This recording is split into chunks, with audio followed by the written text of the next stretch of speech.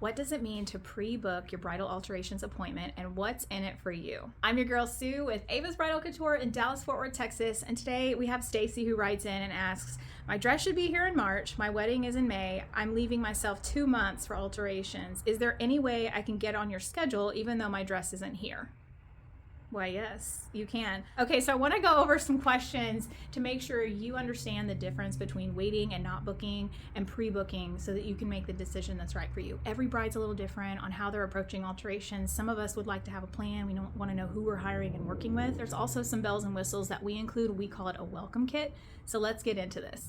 First, I want to give you the direct answer, which is yes, you can pre-book your alterations. In fact, I encourage all of my Ava's brides to do that as well, even if their dress isn't in.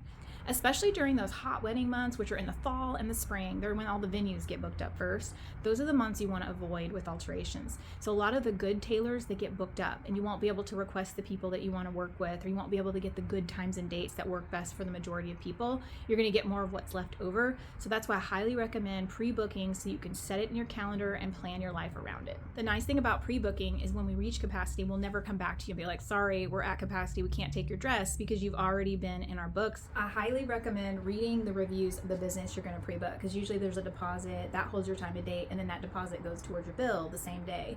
Read the reviews to make sure that you see that this business is reliable. With seamstresses especially, you want to make sure that the past brides have talked about how organized and consistent and reliable they are. If you start to see some reviews talking about how often they were rescheduled, or how they said their dress was going to be ready but it wasn't, or that they showed up for the appointment and nothing had been done, catch those red flags as you're reading the reviews. I highly recommend staying away from pre-booking at places like that. Take a look at all your options in your area and be willing to drive 10 or 15 minutes, 20, 30 minutes, depending on how big your area is, to get with a great seamstress who's organized, consistent, reliable, and has a reputation. Our story as a business is a little different. We are 2 owners that happen to be seamstresses, which is really rare to find 2 seamstresses that own a bridal salon, especially one of this size. Tammy and I got started together about 10 years ago, and I've been here 17 years. So the 2 of us kind of do different parts of the business. So you'll interact with her in a different way that you interact with me, and it should feel like a puzzle. She's my opposite. I always tell her she's my yin to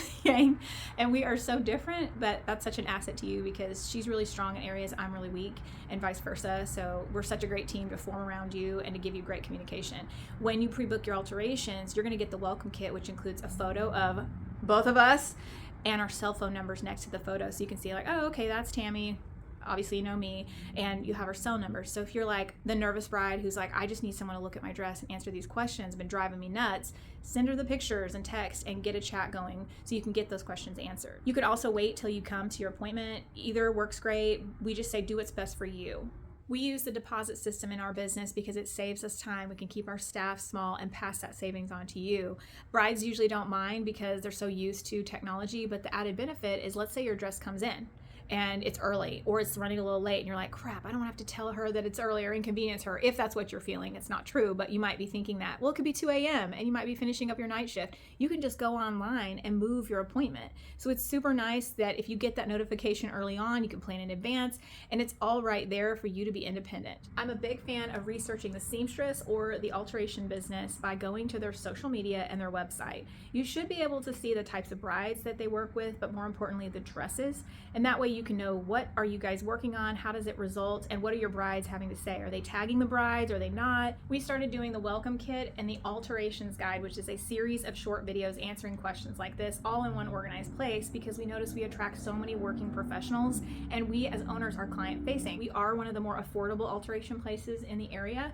Well, places of our type, the least expensive place that you're going to find alterations, usually someone in their home. But you have to make sure that there is social proof and accountability online, because if you have a problem and they're in their home and they have no social media, no website to write reviews or to read reviews, you could encounter a problem. I like to stay away from businesses that are cash only. I think that's a red flag. They should be allowing you to pay with some sort of credit or debit.